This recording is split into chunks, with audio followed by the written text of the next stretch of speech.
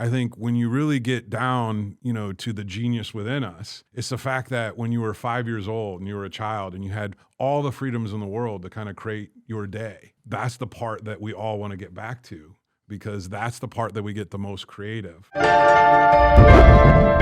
Spirituality and capitalism belong together.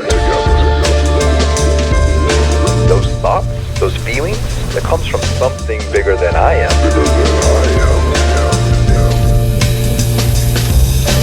And together I believe we can all grow.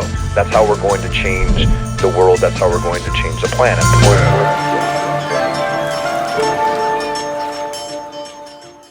Well, Aaron, thank you so much for coming on. I really appreciate you coming down here to the studio here in Scottsdale and just sharing a lot of your knowledge. You've written this book, and you've obviously have a lot of experience when it comes to business. You have a lot of experience when it comes to leadership.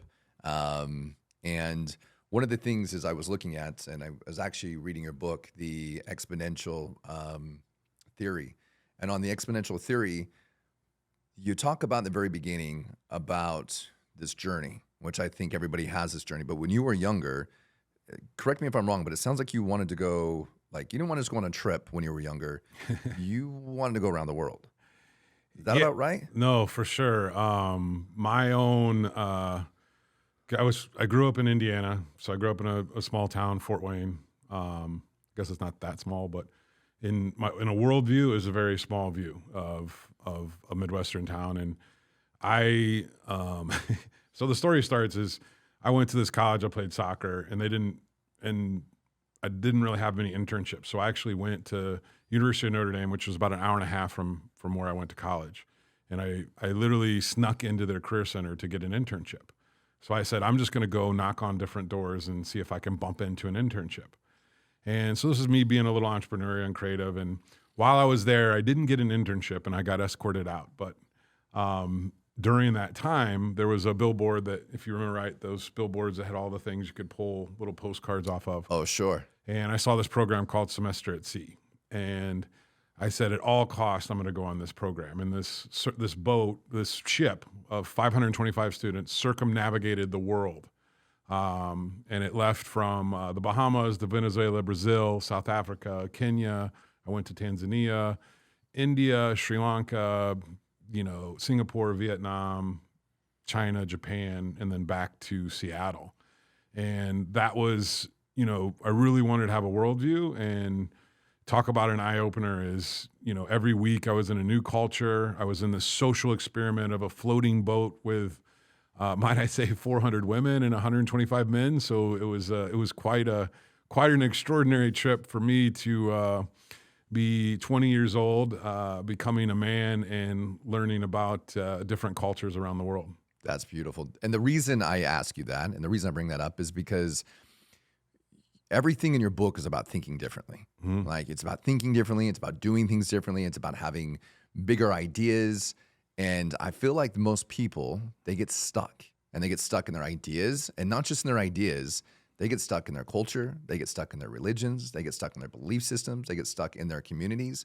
And they don't realize that there's a lot more out there in the world, a lot more impact that can be had, because they just see this limited view on things, whether it's their politics, whether it's, it could be anything really, right? Even what they eat every single night, not realizing that, man, if I go to this other country, I can try something I've never had before.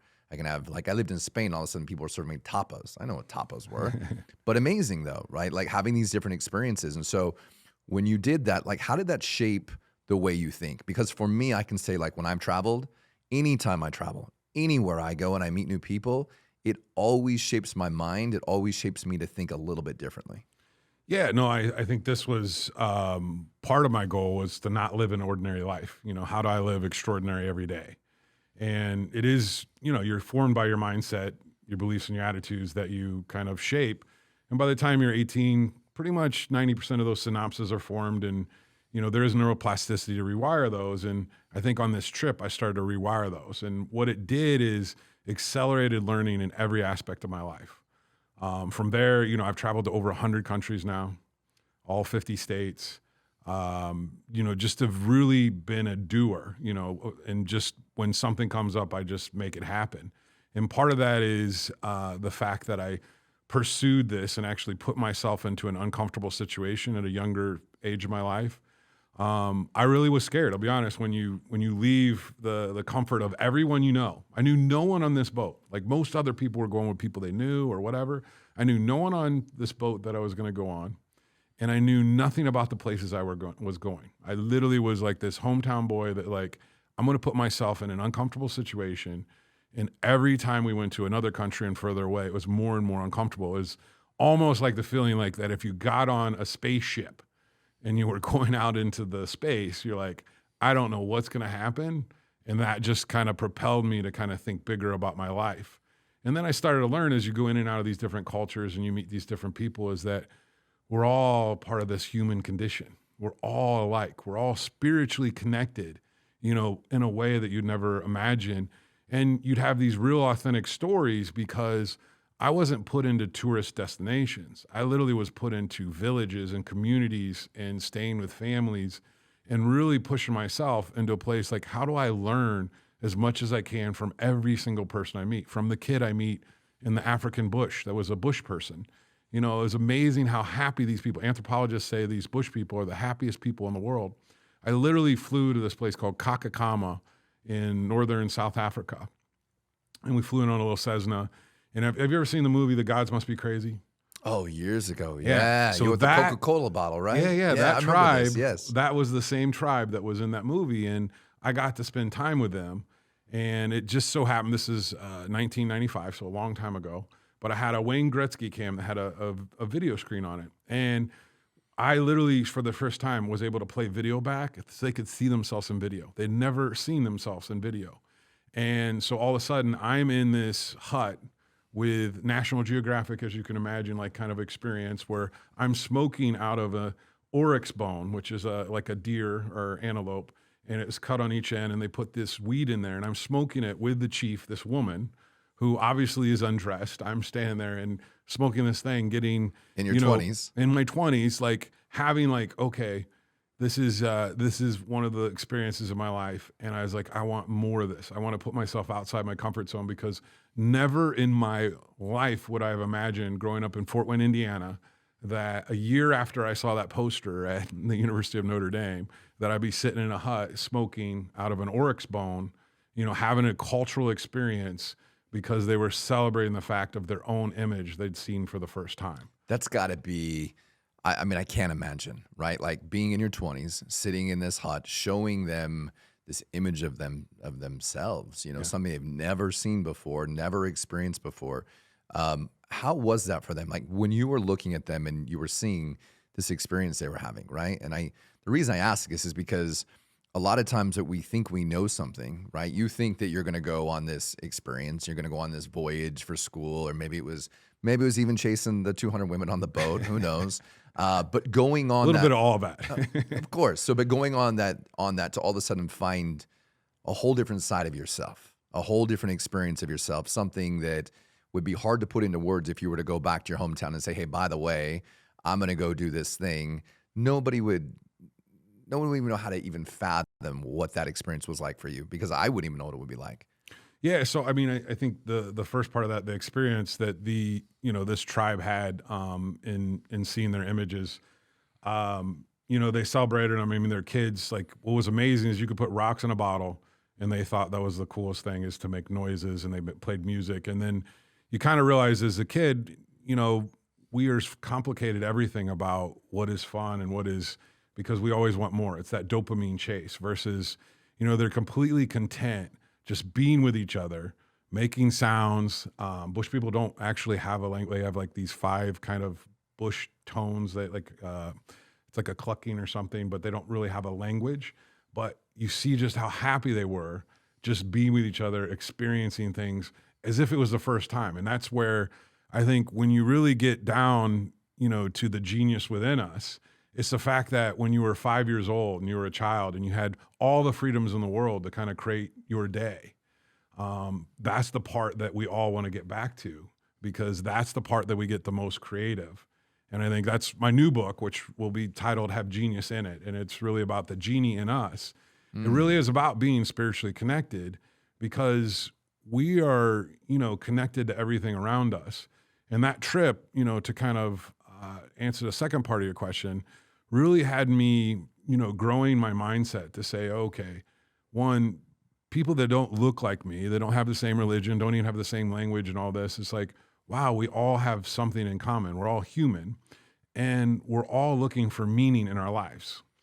And I think that is probably the solution to everything, is to find a purpose, or find something that you believe is a purpose that is bigger than yourself, and go serve that purpose. And I think that's what I've chased ever since that trip, because going in and out of these cultures allowed me to kind of reflect on what it was to be American. And obviously coming back to further answer that question is my re-entry into America was rough and tough, because, it was little things like my parents picked me up in Seattle. They were not well-traveled, but one of the first things that they wanted to do is take me to a McDonald's. So at McDonald's, and I had just traveled the world and learned how to be patient and really, experience the moments and just let the universe unfold in front of me. So I had really been connected to the moment. But in McDonald's, they were impatient about this.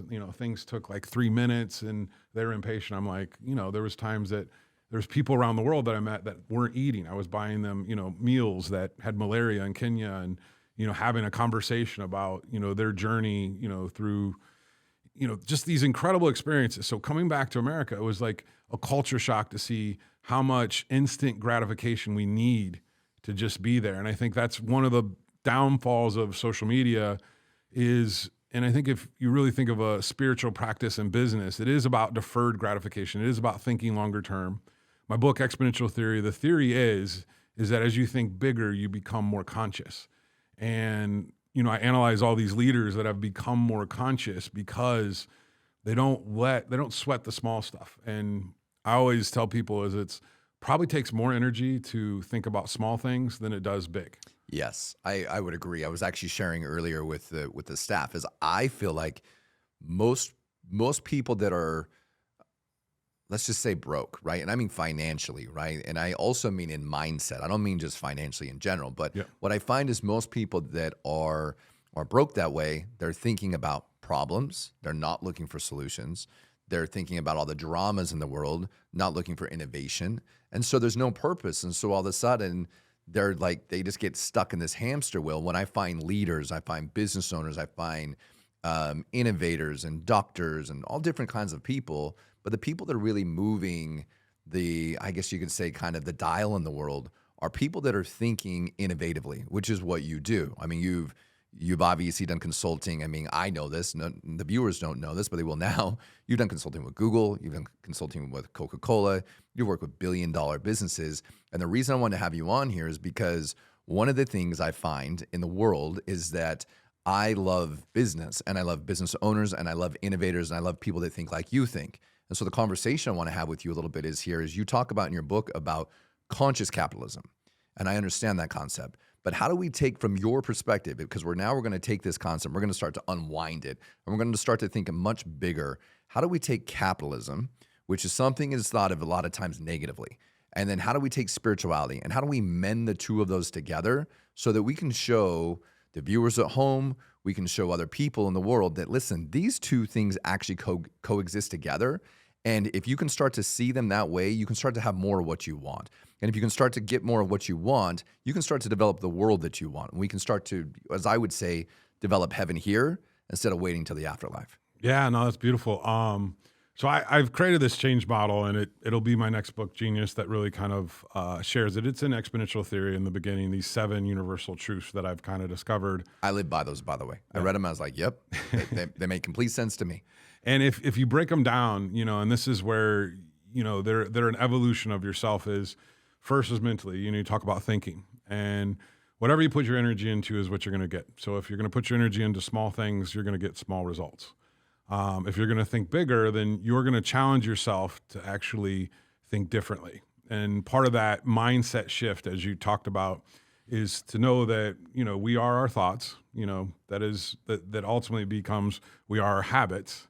And then that becomes what are the stories we're telling ourselves and that we're telling the world. And a lot of times there's a lot of people that'll tell stories outward that sound incredible. But then there's people that will tell stories themselves that are very incongruent with that. And that's where you can honestly see the inauthenticity of leaders. So it's your thoughts, your habits, the stories you tell yourself and tell the world, and then what you focus on.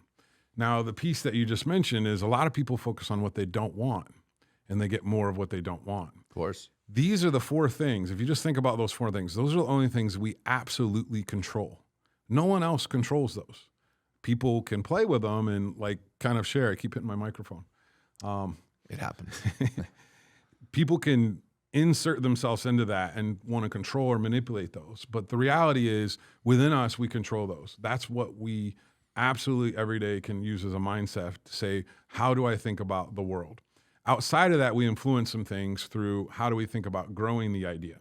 How do we think bigger about it? How do we get into flow state, which is a big part of really growing your ability to kind of let life unfold, surrender to what's happening and understand whatever obstacle or opportunity that comes your way is meant for you to learn or grow something. And most likely, if you believe that it's going to accelerate your path to where you want to go, it will accelerate your path. That's flow. It's not resisting. So what you resist persists. If you don't resist it, you kind of just move forward. And yeah, every single one of us are going to have traumas. We're going to have people pass away. We're going to have broken relationships, all these different things.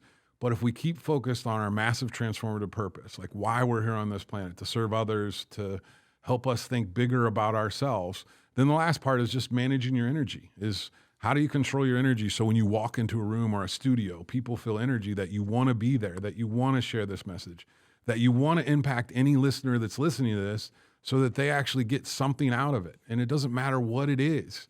It's just the fact that we're a culmination of all the experiences we have. I want to make every experience I have the best I possibly can. And that's really the 7 universal truths broken down. The last 3 are what you can influence others with.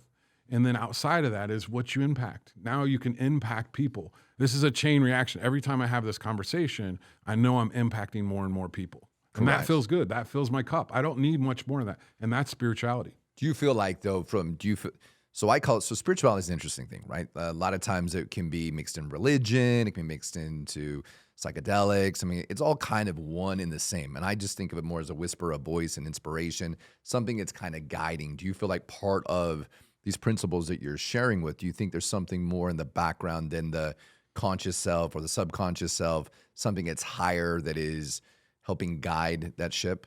Yeah. So fundamentally, conscious mind is 1/30,000th of your subconscious mind. So we literally, if we think we can overthink or outthink something, that's not where the genius is. That's not where the innovation is. It's the fact that your subconscious is always consuming so much more information. So then it's one, to trust your subconscious that then is connected to what I would call superconscious, which is that spirituality is connected to everything. If you look at quantum physics, we're all just energy.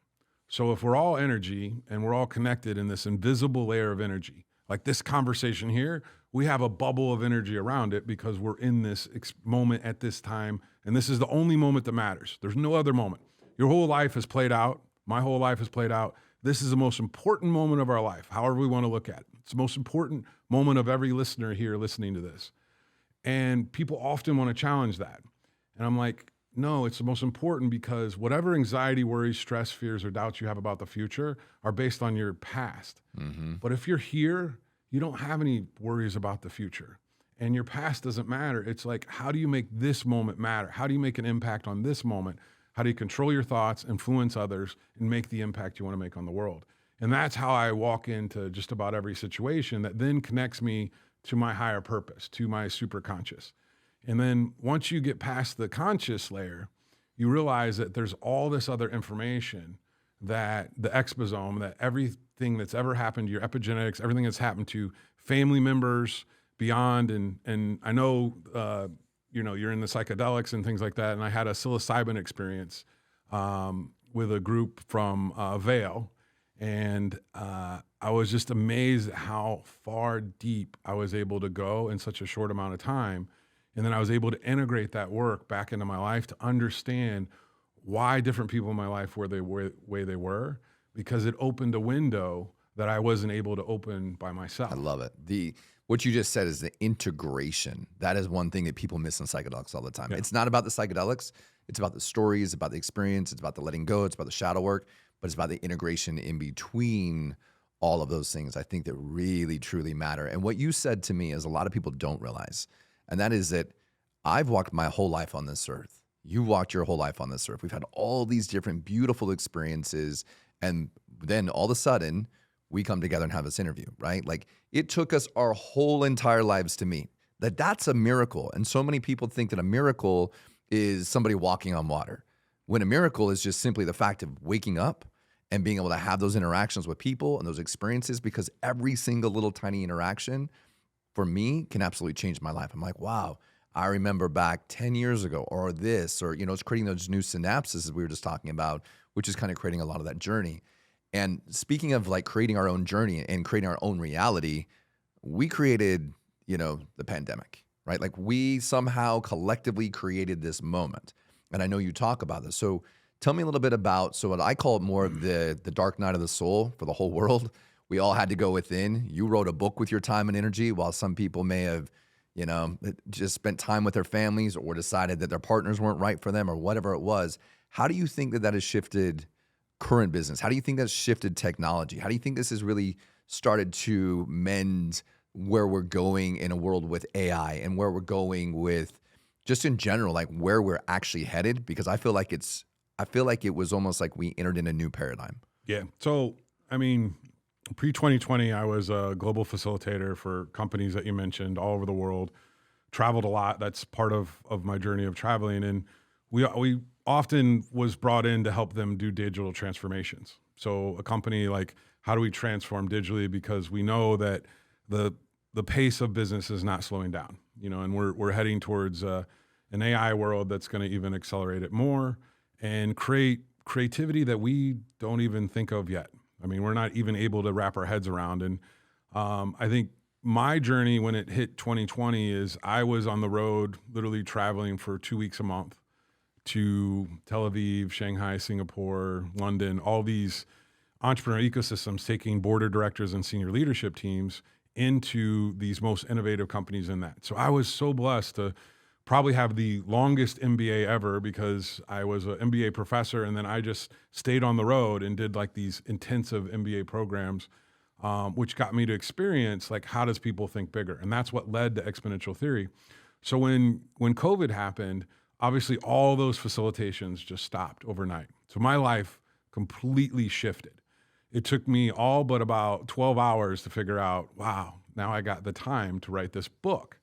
And I had 1,200 pages of notes from all my travels of these companies and all these different leaders and how they were thinking big, and collecting all the little things they said. And I was able to push it into that book, Exponential Theory. And every word in that book, and I'll say probably more than any other book, because I had a lot of time, and my co-author, Forbes Shannon, who was a student of mine, signed up and said, he worked in the bar industry at the time, and he said, well, bars closed down. He's like, let me help you write this book. And so we just had these deep, deep conversations, and have in a sense become best friends. He's my mentee, he's a business partner, all kinds of different things, but we have complete trust. But we looked over every one of these words and really kind of had a spiritual connection to the fact that, we kind of at a point understand like why exponential leaders think the way they do and how to create those. And that's what leading to the next book, which will be called Genius Something, that will help people actually understand that process. But my own connection to the pandemic and then this technology is it shifted all of these companies, digital transformation, all the, trillions of dollars spent on digital transformation. Overnight, they actually implemented it and made it happen. And I think that is the biggest shift. And then what we realized is people wanted, people found different things they liked because the world shut down, right? And so it gave us a pause to kind of think about our own reflections. It was very healthy for some people, for I will say probably a smaller part, an enlightened population that very much got out of it. I would say I was part of that group because I take it as a blessing. I was like, oh my I God. did too as well. Yeah. Yeah, this is so great that I get a pause in my life where I think everyone else is like, I just want to go back to the way it was. Yet that's the philosophy that even today is, what we realize is that change is accelerating, whether there's a pandemic or not. Right now, the world is changing faster than it's ever changed before. And I think part of that is to understand and grasp that technology, for the longest time, used us. And now we can use technology. Yes. And I think that's a transformation that if people wrap around ChatGPT and all these new AI tools, you'll start to learn that they don't make, they're going to make a shift that everyone's going to have to adapt technology. Everyone's going to have a transfer of their kind of skills in some way. But there's going to be this explosion of creativity in that if you adapt it to AI and technology, I right now, candidly probably work 2-3 hours a day. And probably if I look back 12 months ago, I'm doing equivalent of what I would have done in 20 hours of work. Because you're using technology. Using technology. It's not using me anymore. And I think part of that is just the acceleration. So that, anchoring this back to when I left my hometown and went on this voyage, I've always been, how do I become more productive? How do I accelerate? How do I think bigger?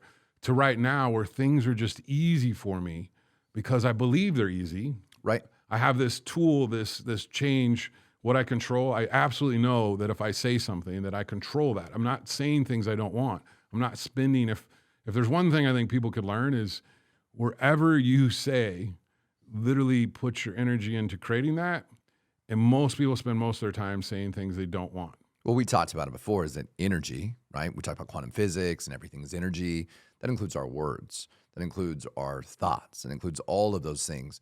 One of the things that I think people are getting a little bit, they're getting confused on, right? They don't really understand this. Now, you understand this because you're doing transformation with technology. So you get this in a big, big way where most people don't. And that is they think that all of a sudden we're going to end up in this like Wall-E world. So what's going to happen is we're going to get involved in AI.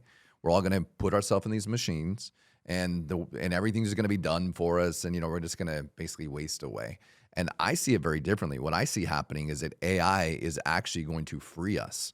And AI is going to give us the ability to do more of this, because what I learned the most during the pandemic is people tell me, I hate people. I hate being around this. And all of a sudden they got to see how much they really disliked people. And what they found is they craved human connection. Yeah. They craved it so much. They were like, that's why we see all these different experiences going on. That's why people are flying all over the world to be able to meet with each other and go face to face. So what I see happening, I'd love to know your thoughts on this, but I see that AI is going to bring us to where you said, spending way less time. We're going to have, we'll call it like an assistant in the background working. We're going to be able to figure out things a lot easier, because what I know for most staff members, when you ask them to do something, or even myself, where do we go? We go to Google, we do our research. Well, now you just type in what you need. You get all the information you need. You don't have to go do all those things anymore. You can get it done faster, more efficiently, and quicker. That means I have more time to spend with someone like yourself and having these interviews or getting to connect with people or mentor or whatever it is. And also it gives me the ability to be able to dive in deeper into something that I feel like we're all on the cusp of seeing, and that is like this age of enlightenment. And when I say enlightenment, if we look at technology, it's light. I mean, it is light. It's energy, right? So this energy is going to be transforming, and we're going to have a rebirth in the world. I mean, it's happening now. Like people, if they're awake a little bit, they can see it's happening now. And so what do you think the next 5-10 years is going to look like? Because you were transforming businesses before with technology. What is going to happen in these companies? So, and I think this goes to, I just wrote an article in Fast Company called the Wisdom Revolution.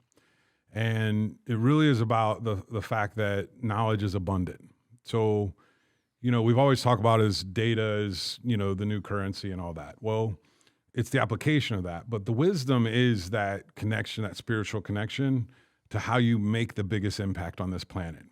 And I think when people start thinking bigger about themselves, one, that's going to be an evolutionary process, but it's then trusting their intuition, and we have, we think that all of our thinking happens here, but most of it actually happens in our gut. And it's our instincts, and this is beyond the subconscious, superconscious that we were talking about. And this is where I really connect capitalism and spirituality and kind of your goal of this podcast is you really, when you get down to it, if you start thinking bigger and you start asking really beyond yourself, and you start getting a message and you have a conversation of someone that's helping you serve a higher purpose. And that spirituality could mean a lot of different things for a lot of people. And I'm not talking about religion. You know, religion could be, for some people, that could be their route. Of course. For others, it's just spirituality. For me, it's really connecting to this source, I'll call it, that enables me, like, how do I solve these problems? And the answers just come to me. And I think it's the eureka moment that people have in the shower, or when they're walking or running or whatever it is, that people have different methods. But that's because they turn off their thinking and they just be one with the world. And I always say world peace, one mind at a time. We're probably never, ever going to see world peace everywhere, but we can see it in ourselves, and then we can see it in the world of every interaction we have by just wanting to think bigger about the people we're with and how to help them. But the wisdom part of the wisdom revolution is, with knowledge being so abundant and AI, you know, handling all these tasks and everything behind the background, it's your own ability to say, how do I actually serve this world in the biggest way possible? And that onion needs to be unpeeled, is that a lot of times you're going to have to go back through your past history and unpeel the traumas, the regrets, the limiting beliefs, the self-talk. And once you become aware of those, which is a process of becoming conscious. This is why I like psychedelics. Yeah. For that exact and reason. it accelerates it. Because you can do it really quick. Really quick. Really quick. I wish that all businesses would just basically take all their employees and say, okay, we're going to all do this together. I actually have taken our staff members down to Costa Rica, and we do ayahuasca together. Yeah. Because that's where you start to move into that. You know what I mean? That's where you start to move in these transformation, and you can start to give autonomy, and you can start to give independence to your staff members because you trust them, because they're going the same direction. They have that same transformational purpose. And you have a transformational purpose, which is to basically impact or change 1 billion people's lives. Yeah. How do you do that? That's a lot of lives, man. Yeah, so I have this Change Agents Academy that's creating change agents. And I think all that we've been talking about is the ability to change. It's the one thing that probably people are most resistant to, because your neuroplasticity, your synapses, your brain is connected to, like, I need to stay the same. And if anything's different, oh, well, get me the hell out of here. I'm not going to do that. I'm not going to do that. Of course not. So we have to start becoming, and I use the term anti-fragile, meaning that whatever happens you is happening for a reason. And I think that's where life just unfolds in a good way for me, because a lot of people will see things as negative, and I just see it as, okay, I needed to learn that to move to the next step. And if you want to gamify it, if you use video game analogies or whatever, it's like, what level can I reach? And my goal of impacting 1 billion people and creating 1 million change agents is the idea that all of those change agents will then, and I often say this because I worked with Google a little bit, and Google said, we're going to organize the world's information. And then since then have, you know, had to actually create another company, Alphabet, because they understand massive transformative purpose. And they were like, okay, we can do more of that with robotics and all these different things. And they've splintered, and Alphabet is, you know, G is for Google, and everything else kind of goes in all these different directions. But they understood this massive transformative purpose. But when I say I want to create 1 million change agents, I believe that is to solve 1 million problems.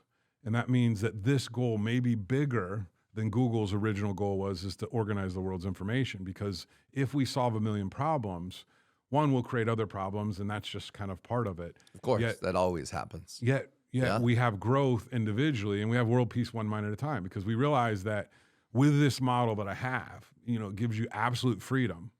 And I think so much people are chasing freedom, you know, they think money will create freedom or all these other things.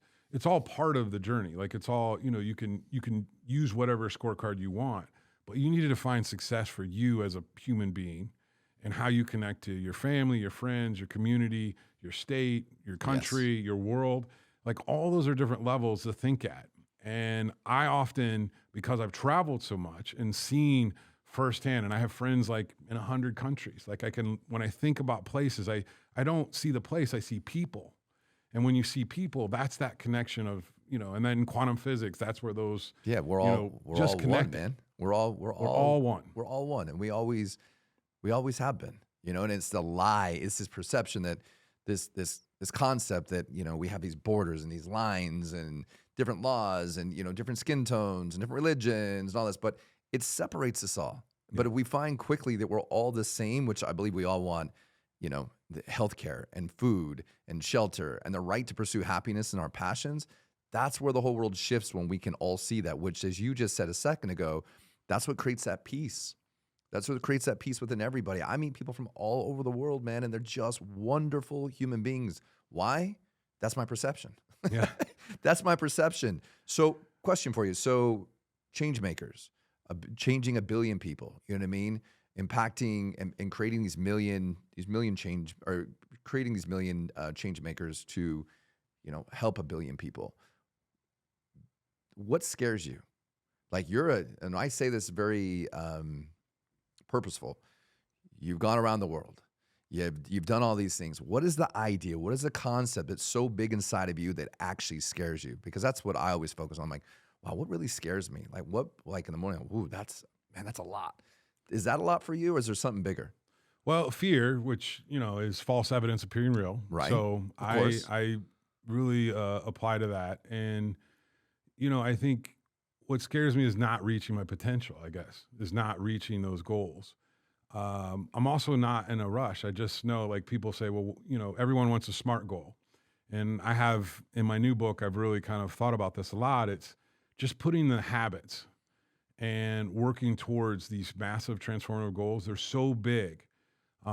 Bill Gates has this quote that I put in my book, that you often overestimate what you can do in 1 year, but underestimate what you can do in 10. I love that quote, by the way. And I think that's part of what exponential theory is thinking like the rest of my life, which now, I've, really taken science, and we talked about psychedelics. We talk about, I'm into stem cells. I've literally any medical advance that can give me an opening to kind of live a longer life, a healthier life, make a bigger impact. That's what I'm doing, not just for myself, but for humanity. To, in words of, Will Lamb and the guys at Upgrade, is really upgrade humanity. I mean, I bought into that mission. Is what I want to do from my point of view and my perspective is I just get up every morning. I think, like, I'm going to be in these conversations. This morning, I led the 40 largest nonprofit leaders in Phoenix in a facilitated conversation, came here, and I realized that just my life is going into these experiences knowing that I'm having one-to-many experiences and I'm starting to impact on my goal. If I just keep those habits going and it goes exponential, what happens is exponential is a curve. So right now, as I've, probably impacted 10,000 people, I'm not very far on my creating the million change agents. Yet in an exponential curve, that's going to happen a lot faster than people can imagine. It's just staying persistent and diligent. And it's the same feedback I'd give any startup. I've been an investor in a lot of startups, and I'm like, well, if you believe in your idea, you're the only one that's going to believe in it the most. You have to have the determination and persistence to follow it through. And, if you have the passion that you want to change the world in this way, it's the fact that there are going to be a lot of obstacles and different things that come up. They're there to learn and teach you so that you actually get there. If you give up, then you lost. Yeah, that's what again, so spirituality to me is a lot about growth, right? Mm-hmm. And businesses, you're talking about startups, been there, failed many times. And it only takes one to be like, oh, okay. It only takes one, but that one takes a long time sometimes. And I think the youth, unfortunately, is they see so much happen so quickly, so fast, so easily, that they're like, well, that's just how it should be. And usually, my experience anyways, most people I've talked to, and I've got a lot of friends and a lot of associates that run all kinds of businesses, done some amazing things in life, but none of them just said, oh, by the way, I woke up, I had this idea, and next thing I know, I was winning. Like, that's not what it's about. And so I think it takes a lot of tough skin. It takes a lot of fortitude. It takes a lot of connection with something higher than yourself to really create something beautiful, such as the program, The Changemakers. You know what I mean? Thinking back AI just a little bit, as we're talking about business and we're talking about technology. Companies right now are going to be faced with some really interesting dilemmas. And they're going to be faced with a point in time where they're going to have so much data. They're going to have so much information. They're going to have so many pixels, meaning they're going to know everything about their clients, what they buy, how they buy, when they buy. They're going to be able to change pages. How do you think these companies are going to stay within integrity? Because that's the one thing I look at the most. And because if you look at things like Google, we just talked about it. I believe that their old like saying, or their old mission was like to do no harm or to do good or something. In that, one of their values is do no evil. Right, do no evil. That's what it is. Thank you. And from my understanding, I don't know if that's something that's as public anymore, right? So these tech companies and other companies, not just tech companies, but they're going to have the ability to be able to do things that they've never had the ability to do before, ever. How do we keep these companies with high levels of integrity? Well, I think for the first time in the world, though, we're demanding transparency, and I think we can have it because of the technology. And that's where, even if you look deep in the terms and conditions, it's no longer hidden that every conversation is listened to and where you're at and all these different things. But what'll be important is that people have a spiritual revolution, and I think where spiritual capitalism is probably the goal. And I think some of these leaders at a very senior level are thinking about that because they realize that they have to do what's right when no one's looking, because there's not anybody getting away with anything anymore. No. And I think it's important for their own condition, when it's all connected, is you see people getting canceled because, and I think this is part of our own growing up, is it's not to cancel people. It's that we figure out how we can heal people and heal from the mistakes. And we're starting to see people like make comebacks from being canceled. But the reality is we are human and we make mistakes, and people may say things they don't mean or different things. In the end, however it comes across to different groups of people, we want to just immediately say, let's ruin this person's life. What we need to start thinking about is, what can we learn and grow from every one of these experiences? And how can we foster education so others learn? Because when we cancel someone, what we end up doing is we put resistance into what I'll call we're all connected. So we put resistance in this human condition of learning and growing. And if we're to evolve and we're to bring everyone to have, be more conscious and be more spiritual in their capitalism, it's the fact that we don't make mistakes. And I have this in all my companies is there is no failure. There's just learning or winning. So at the end of the day, if you fail on something, part of what we do is we share that so that we don't do that again. So that saves a lot of money. And honestly, sometimes that costs money, and we celebrate that. In my book, I talk about Amazon, the group that most people don't know that Amazon had a phone. It was called the Amazon Fire. It was one of the biggest failure flops that Jeff Bezos had. $300 million. They didn't sell many of them. But what happened is, instead of that team getting fired, they were on these kind of two pizza teams is what they called them, like these very small teams. That team, a good part of that team, moved over and created Alexa, which then was one of their most successful technology products. And they took the stuff out of the phone they did and put it into this Alexa that ultimately gave them a head start into the home automation space. So the point is like, instead of sitting in failure and saying, hey, we're going to penalize you guys for wasting $300 million, they said, hey, go do something else. Go do something different and create something with the knowledge that you learned.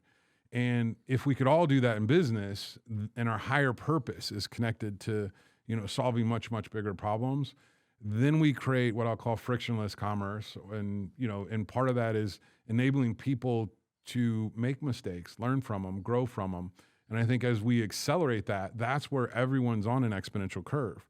It's not someone one day waking up being average and then they're superhuman, or they're ordinary and then they're extraordinary. It's the fact that they put in the work to actually learn and grow for themselves to be extraordinary. And I just see I'm on that curve, and I see that every day that I wake up. Are you seeing that? So thank you, by the way. Thank you for telling me that it comes down to healing, because I believe the same thing, right? Like deeply, I believe the same thing. I've seen it in my own company. I've seen it with my friends. I've seen it with so many people. Like the things that at one point in time was exciting to me, the things at one point in time that was, that basically made me want to get up out of bed or whatever it was, it's just not exciting to me anymore. Like it's just outgrown itself. And I'm like, whatever, you can go do that. Like you go to the bar, you go do that. Like, I don't want to do that. Yeah. But are you seeing, because you have this experience of working with very high level executives, you've been in leadership for a long period of time.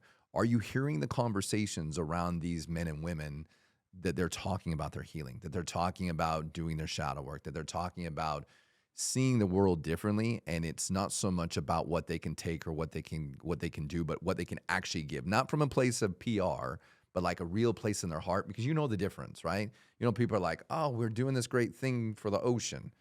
You're not really, though. It looks good for your PR, Yeah. but it's not really anything. It's really making an impact. So are you seeing this quite a bit in your experience? Well, in my world, so when I go into a facilitated conversation with a board or senior leadership team, I'm pushing them to have the authentic personal conversation. And I see business as personal, then professional, and last organizational. Most everyone wants to say this is the organization, but the organization is only a culmination of all of the people in it, the professionals, Right. that ultimately have lives outside of what they do that impact their ability to think and grow that organization. If you start having an authentic conversation around mental health, which I do believe we're in probably one of the biggest mental health crises ever.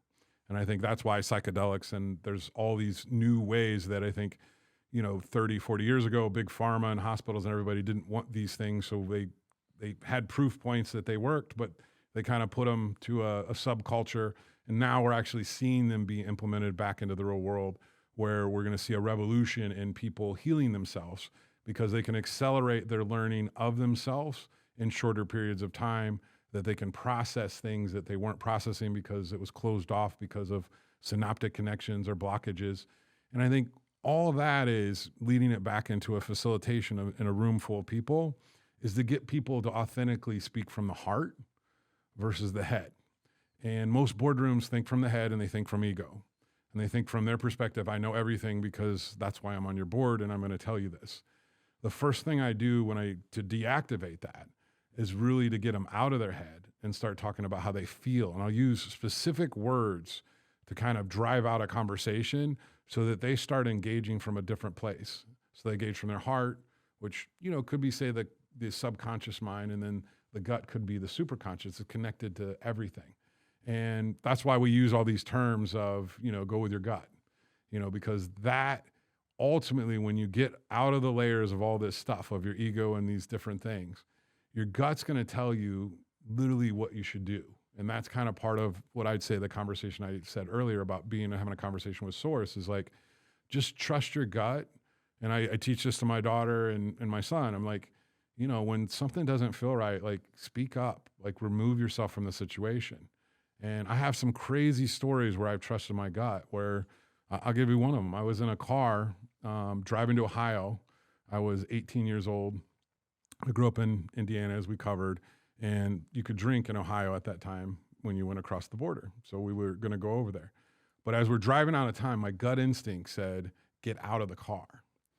I literally had them stop the car, and I got out, and I was like, this was before cell phones or anything. So I got out, and I had to walk like 5 or 6, 7 miles back to town. And I just didn't know what it was. Well, ended up that I didn't know the person who was driving that car, and it was a stolen car that had drugs in the trunk. My friend that didn't get out he spent 3 days in jail. The other people spent many months in jail.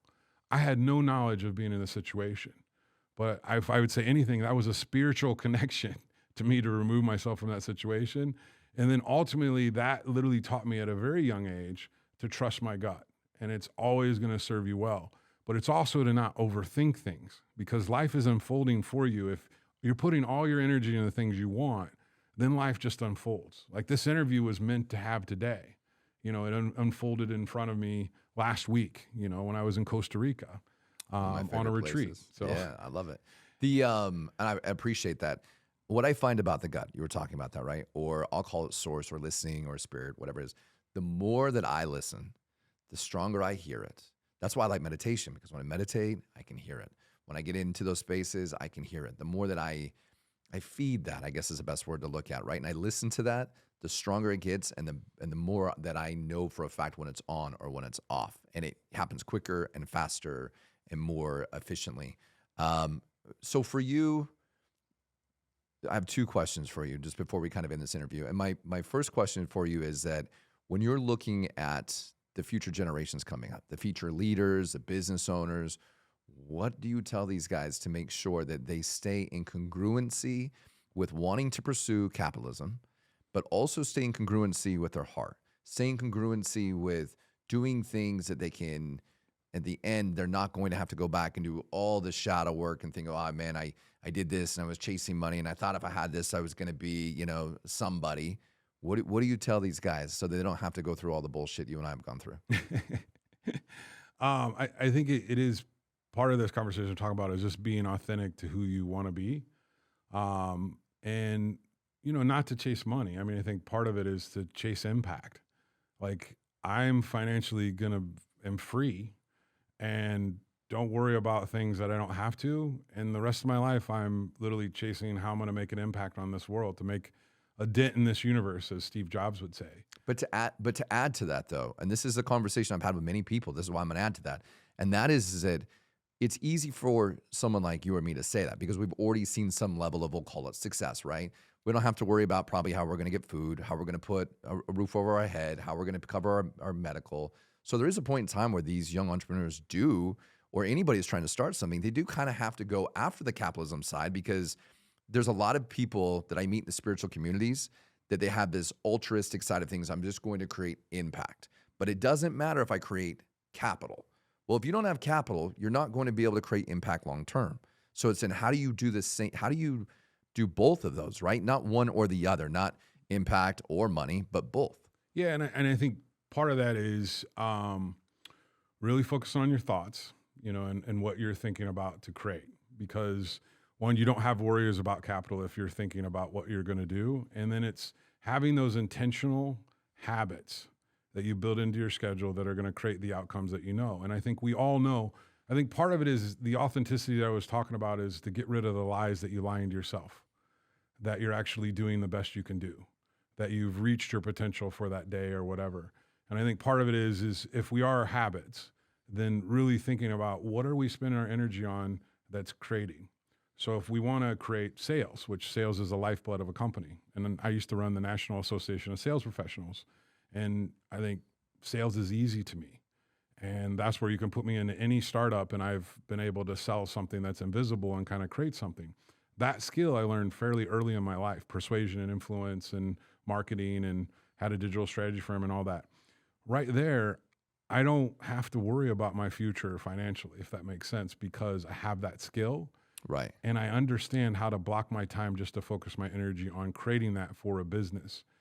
What most entrepreneurs and founders and startups, they start worrying about raising capital and all these things we talked about a little bit earlier, is they create all these distractions. Like, oh, I got to create the best product. Well, Reid Hoffman had a great thing is like, if you launch your product and it doesn't suck, then you launched it too late. And I think part of it is this idea of learning and winning. It's like failing forward. It's just making mistakes so that you accelerate that. Along the way, it's really starting to tell the story to yourself of who you're going to be. So my digital strategy firm built over 400 websites. And the thing that I would always tell people is don't build the website of who you are today. Build the website of where you're going to be in 5 years or 10 years. And like put on there the jobs that you want to hire for that maybe you're not hiring for, but like in your own mind, start to get that visualization of what you're creating. So then you start telling the stories to other people and people are listening to that story to you. And I think part of that is your own growth to kind of grow into your ability. But if you intentionally just put the habit, the time into it, and you put it into the right activities, and I would say sales is number one, marketing, sales in some kind of combination, whether it's B2B, B2C, there's different combinations of that. But that execution of it is to understand is like you have to fail to kind of grow. So part of that is being okay with the fact that all of these failures are opportunities to learn and grow. And then life gets pretty easy. And it's like in sales, when I left the National Association of Sales Professionals, I wrote an article that said sales is dead. And part of that means is you don't sell to people. You literally get them in a buyer funnel. Everybody is just, with their attention, is giving you a buying signals. So what you need to do is keep them in the buyer funnel and almost play pinball with them, if you could say, is like keep them moving through the process, learning about what you're doing. And then it's just building the pipeline. And I think so many people don't understand that if you're going to be successful at first, you're not going to be very good at converting that pipeline. But if you kind of keep building that pipeline's going to start to burst. Now, you have to have enough runway to not have the stresses and worries and anxieties that you're going to fail completely. But oftentimes feeling completely is the best learning that you could possibly have. Yeah, I would agree with that. And I'd also say one thing too when it comes to young entrepreneurs when we're talking about sales, one of the things I wish I would have known when I was younger, and that is that sell something you actually believe in. Sell something that has value. Sell something that doesn't feel like it's, you know, it's just canned air. And that, because it comes from the heart, like people can feel it. And then once you're selling something you believe in, it becomes a lot easier. Totally agree. So one of the things that I'm always curious about with people, so all of a sudden there's no longer are you here on this earth, right? Like it's lights out. You've now graduated and your energy is transformed somewhere else. What do you want to be remembered for? No, I think and that's part of my driver today is legacy, right? Like it's the fact that, you know, most people don't know their great grandfather's, you know, first name or even what they did. So how do you actually, you know, it's part of the accomplishment of writing a book is like, okay, here's, at least in this moment in time, this was my belief system. This is how I wrote. So I journal and write and writing articles and sharing as much as possible. And part of that's all my own growth of my own content, which I believe will influence and help me reach my goals. But in the end, I want to really help 1 million people find world peace one mind at a time, you know, and I think, and that's being able to change their life. Like these many conversations that we've had, you know, whether it's applying, you know, entrepreneurship or someone in a startup or sales or marketing, all these different aspects really just relate to how can I change myself? How can I be aware of the habits that I have? Are they serving me well or not serving me well? How can I be aware of the thoughts or the stories or, you know, the self-talk? You know, most people don't even understand that they're run by, we all have self-talk, you know, and it's like you see a homeless person that has spent you know, if you've ever spent 3 or 4 days by yourself, you're talking to yourself. Like you got to have a conversation. You have to have a connection. And I think in COVID, we experienced a lot of that. Now it's like, well, how do you talk to yourself in a way that is of self-love? Because when you love yourself, then you grow and you impact more people around you and you actually attract more people. And like relationships become easy. Where right now, like most people are going through life like, oh, my relationships suck. I hate people. When you hate something, you hate yourself. That's actually the only bad words. Like my kids, I don't care if my kids say the F word, shit, any of these different words. Like, can we cuss on this? I don't. Yeah, I already have. Go ahead. Okay. I literally, the bad words are try, but, and can't, and hate. Like, because if you hate something, you hate part of yourself. And I think if you have these powerless words that you're not committed to creating the world you want to live in, then you're going to use words like I'm going to try and these different things. And I learned this when I was about 22 years old, and it just happened that I said try 22 times in an interview.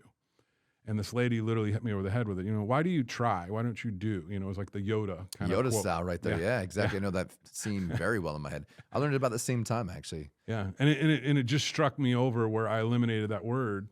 And then I learned buts are, you know, everything you say, like, you know, man, I really like your jacket, but, well, you just told me you didn't like my jacket. You know, it's just a powerless communication. And then the last piece of can't is like the most powerless word. So in companies we have a party jar, and it's mostly to create a culture that eliminates those words. $1 for a try or a but, and $5 for a can't. And when we implement that, generally in the first few weeks, we literally will get close to $1,000 in a jar. Ultimately, it goes back to parties and back to the people. Sure. But all of a sudden, the language and the culture is very intentional, and the habits and everything I just said about startups, and it's what I advise startups. Just a little trick there, but all of a sudden, you're talking about what you're going to do, right. Not what, you know, not giving yourself an out. You're being responsible for the world that you're going to create. You're being responsible for your thoughts, your habits, you know, the stories you're telling the world, and even internally, the stories you're telling yourself. All of a sudden, you start to tell a different story because you become conscious. Like, if I don't say these words, now I'm committing to these actions. And ultimately, I'm focused on the things I want to create. And that's where Is that where then in the end for you, that. So, I mean, if I'm listening to you the most, and what I would hear from you to be able to create the most amount of impact in your life that can change the world, that you can be remembered for, it sounds like to me is just simply having people think, and tell me if I'm incorrect here, but how to think bigger, how to make sure that the conversations going on internally are conversations that are serving us to where we want to be and where we want to grow, which will then initially create the change maker inside of you, which will then help you which will be impacting 1 billion lives. Is that correct?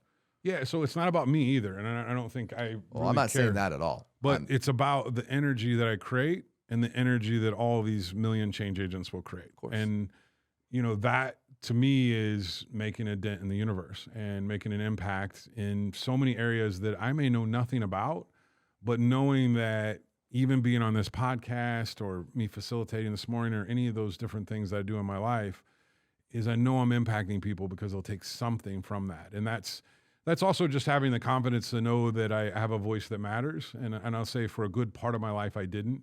And I think it's also to all the listeners and yourself, it's like there's a lot of knowledge out there. There's abundance of knowledge. It's just the wisdom to apply it to yourself that really matters. And that's where how I think about legacy and stuff is how do I share the wisdom so people become wise at a much younger age? Because it took me, I'm 49 years old. So in my life, if I'd have known this, like my mentee's 29, if he now knows literally all the mistakes not to make, well, how can he teach someone who's 23? How can you teach? And all of a sudden you're impacting generations that aren't going to do trauma, that aren't going to have bad relationships, that aren't going to be abusive, because all those things don't serve you well. When you realize when you're harming other people, you're harming yourself. I think it goes back to these kind of leaders as when I'm in the boardroom making that change. That's the thing that really drives home is like whenever you put some negativity out there, that's to yourself. That's not to the world. Absolutely. Well, I really appreciate you taking the time out of your day to come down here. I appreciate you sharing your wisdom and your knowledge and your experience that you've shared with, like I said, Google and Coca-Cola and also, teaching in your MBA. And I think there's a lot of wisdom in what you're sharing. And your book is very simple. It's not really complicated. It's like these are very simple concepts. And most people, if they're not looking carefully enough, they're going to miss some of the nuggets in there because some people think that things have to be complicated to be impactful, and they don't. And you've proven that. So I appreciate you coming on here. I appreciate you sharing your thoughts on spirituality and capitalism. I appreciate you sharing your stories and your experiences. And we look forward to reading your next book and going from there. But if someone is interested in being a change maker, right? This is what they're listening to this message and like, hey, listen, I want to be a change maker right now. I want to make an impact in the world. I love what he's doing here. I want to be part of that. How do they find you? It's the Change Agents Academy, and or you can find my website, Aaron Bare, AARONBARE, or Aaron Bare on any social media platform, and it'll lead you back to the my sole mission of creating change agents. Perfect, man. Well, thank you again so much for coming out here, and I'm sure that if you're looking to learn these concepts, pick up his book, go to his website, and you're really going to be impacted. You're going to be impacted by his message and what he's doing, and all of the nuances in so. So thank you so much for listening to Spiritual Capitalists. I'm Dalton Locke, and have a beautiful day.